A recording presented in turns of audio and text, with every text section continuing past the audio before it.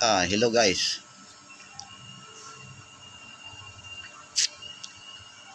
Okay.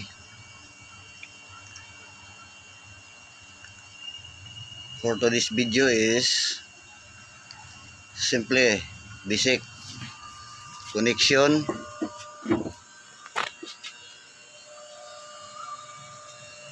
sa 3 gang 1 3 gang switch at 2 gang switch.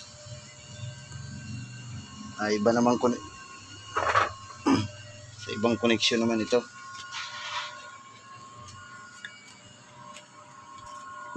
Tuturo ko po sa inyo yung again ang connection ng 3 gang switch. Ibig sabihin 3 ilaw at 3 push button switch. 2 gang switch, 2 ilaw. Pwede rin itong return na ito magdadala ng tag-iisang ilaw pa. 2 ilaw, 2 ilaw. Kasi pwede naman dito yan. Ito. Dito ipapasok, kabilaan yan eh. Itong butas na ito.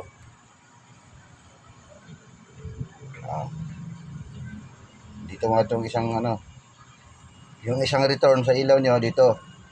Pwede na rin itatap dito.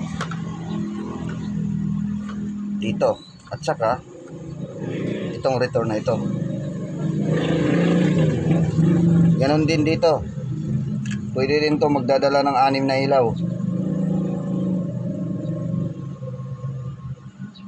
Sa bawat return, ito return to. Sa bawat return, mag-tap ka ng isa pang return dito.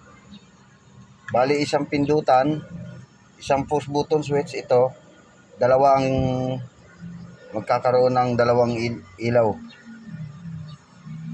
Ito. Yung isa naman, pwede rin tapan ng isa dito. Pwede ito magiging 6 na ilaw.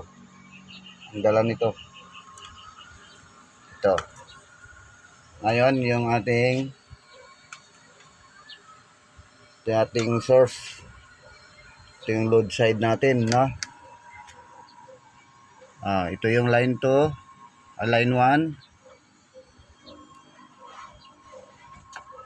Ito yung line 1.